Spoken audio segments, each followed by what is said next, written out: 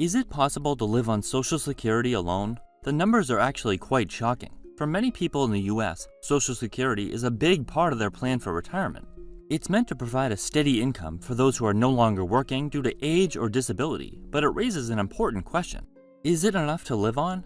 Stick around until the end, because we'll explore how even a small investment portfolio can boost your Social Security income and add up to more money than you might expect. Social Security benefits are calculated based on your lifetime earnings and the age at which you choose to start collecting. The Social Security Administration uses your highest 35 years of earnings, adjusted for inflation, to determine your benefit amount. If you haven't worked for a full 35 years, those missing years count as zeros, which lowers your average, and consequently, your benefit. The average monthly benefit for retired workers is around $2,000 per month, or $24,000 per year. For married couples, the amount of monthly income could be quite a bit more.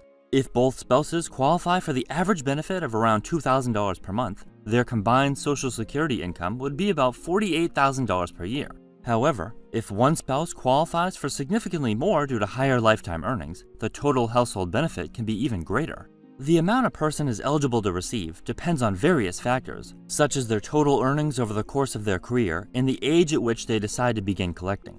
Those who start receiving payments as early as age 62 will see a significantly reduced monthly benefit compared to those who wait until age 70. The longer a person delays, the higher their monthly payout will be.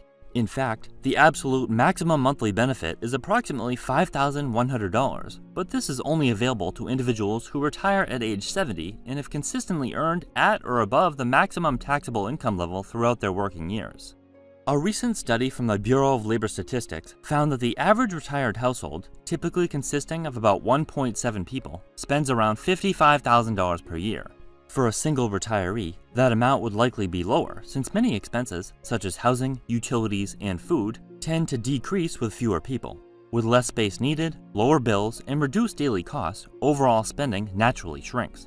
This means that a retired couple, if both are receiving the average benefit, could potentially cover their expenses with Social Security alone, provided they can manage with a slightly lower budget than the average retired household. While this might require some adjustments, such as living in a more affordable area, keeping discretionary spending in check, or finding ways to cut costs, it suggests that Social Security could be enough for some retirees, especially with those with lower living expenses or additional savings to supplement their income.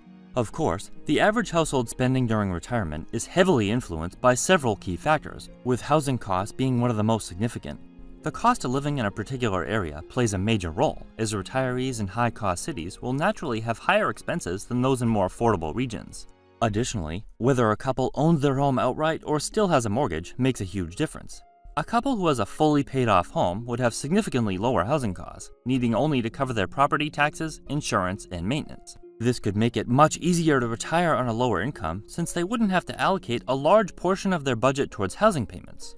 On the other hand, those still making mortgage or rent payments might need a higher income to maintain the same standard of living. Social Security is meant to help cover some of your expenses when you retire, but it's not enough to keep the same lifestyle you had while you were working. In general, Social Security replaces about 40% of your pre-retirement income. This is called the replacement rate. So if you were earning $50,000 a year, you might only get around $20,000 per year from Social Security. While that can definitely help with the basics, it's probably not enough to cover everything, especially if you live in an expensive area. Because of this, most retirees end up relying on other income sources, like savings, pensions, or part-time work, to make up the difference and keep up with their desired lifestyle. Do you have any other income to help out besides Social Security? Even a little extra cash coming in can make a big difference and take some of the pressure off. If you're lucky enough to have a pension, rental income, or another steady paycheck, that can go a long way in keeping your finances stable and making you less reliant on Social Security. But even if you don't have something like that, there are still ways to bring in extra money. A part-time job, freelancing, or even turning a hobby into a small business can help add to your income while keeping you active and engaged. Every little bit helps, and even an extra few $1,000s per year can take some of the strain off your Social Security checks, especially when combined with smart budgeting and spending habits. Someone who receives the average benefit and who is able to maintain reasonable monthly expenses and has an additional income stream should be able to live comfortably. A Gallup and West Health study found that 80% of Americans under age 62 are worried Social Security won't be there for them when they retire. A big reason for this is all the talk about the program running out of money in the next few decades if nothing changes. Since more people are retiring and fewer workers are paying into the system, there's concern that benefits could get cut or delayed. On top of that, politicians keep debating possible fixes, like raising the retirement age, increasing taxes, or reducing payouts, which only makes people more uncertain. With the cost of living going up and fewer people having pensions, a lot of people are wondering if they're still going to be able to count on Social Security when they need it. A Gallup poll found that 58% of retirees say Social Security makes up a big part of their income, making it the main way most people get by in retirement. On the other hand, only about a third say they rely heavily on pensions or retirement savings. This really shows that most people are counting on Social Security to cover their expenses, even though it might not always be enough for a comfortable lifestyle. With fewer people having pensions or big retirement accounts, it's clear that Social Security is doing a lot of the heavy lifting for retirees. Most of us know someone who gets by on Social Security alone, and it's usually not a great situation. It's tough enough for people who are still working to keep up with rising costs, so how is someone supposed to make it on just Social Security? The reality is, for many retirees, those monthly benefits barely cover the basics. With everything from rent to groceries to medical bills getting more expensive, it's no surprise that a lot of seniors find themselves struggling just to stay afloat. And even then, their situations aren't always ideal. Some end up in tiny apartments with barely enough room for their belongings, while others have to share housing or rely on government-subsidized senior living just to have a roof over their heads. Homeowners might find themselves struggling with upkeep, unable to afford repairs, property taxes, or basic maintenance, leading to rundown homes that become harder to manage over time. Instead of the relaxing, worry-free retirement they may have imagined, many seniors end up constantly stressed about money, making tough choices just to get by.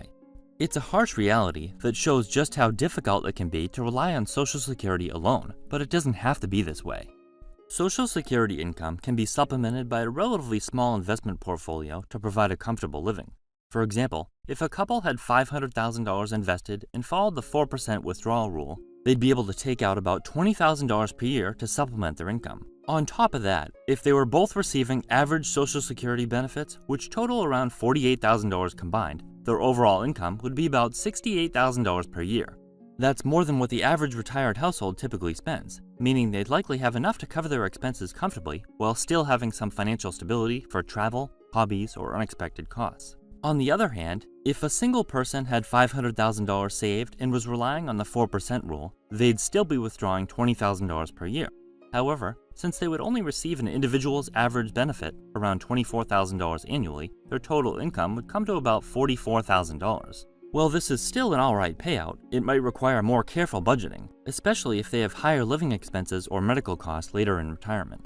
You can easily check your expected Social Security benefits by going to their website.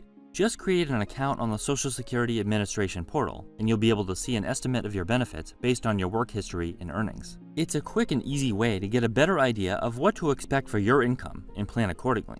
Is it possible? Yes, but not without careful planning, such as reducing housing expenses. With planning and strategic spending, you'd be surprised how long a couple can make their Social Security last. In the end, while Social Security is a vital resource for many retirees, it's usually not enough to cover all living expenses. For most people, it should be seen as just one part of a bigger retirement plan. If you want to live comfortably in retirement, it's important to save on your own and have other income sources beyond Social Security.